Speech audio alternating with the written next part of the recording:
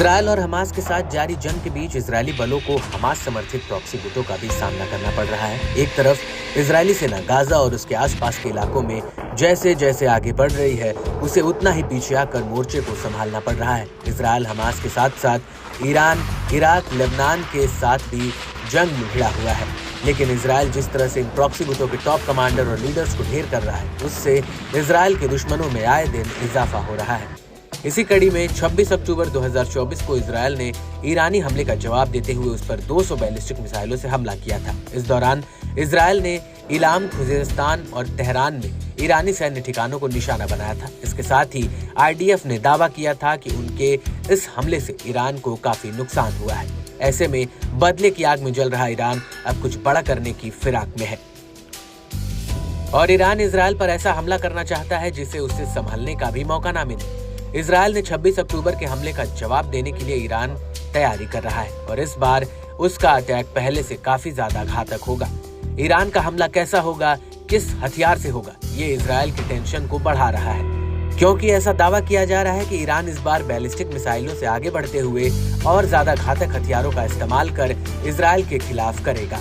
और इसी कड़ी में एक अमेरिकी अखबार वॉल स्ट्रीट जर्नल ने ईरानी अधिकारियों के हवाले से बड़ा दावा किया है। अखबार ने लिखा कि ईरानी और अरब अधिकारियों ने इजरायल पर हमले की योजनाओं के बारे में जानकारी दी है।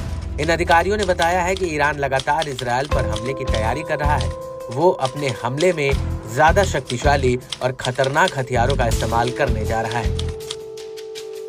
ये हथियार उसकी ओर से पिछले 2 हमलों में इस्तेमाल नहीं किए गए थे। ईरान की सेना इस ऑपरेशन में शामिल होगी।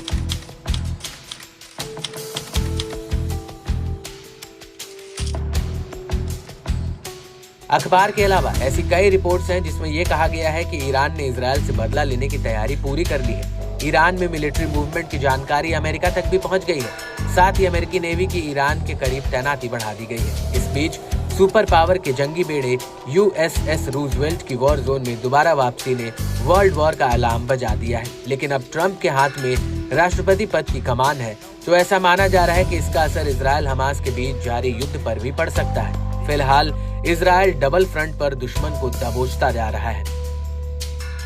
अखबार की इस इंटेल रिपोर्ट पर इजरायल ने भी कड़ी प्रतिक्रिया दी है। इजरायल भी कह रहा है कि अगर हमला हुआ तो उसका कड़ा जवाब दिया जाएगा, जिससे मिडिल ईस्ट में एक बड़े युद्ध का संकट पैदा हो गया है। वहीं इजरायल का गाजा पट्टी में हमला लगातार जारी है। इजरायली हमलों में मारे गए फिलिस्तीनियों की संख्या बढ़कर 44,000 के करीब हो गई है। इसके साथ ही वहां खाने पीने की गंभीर समस्या भी उत्पन्न हो गई है।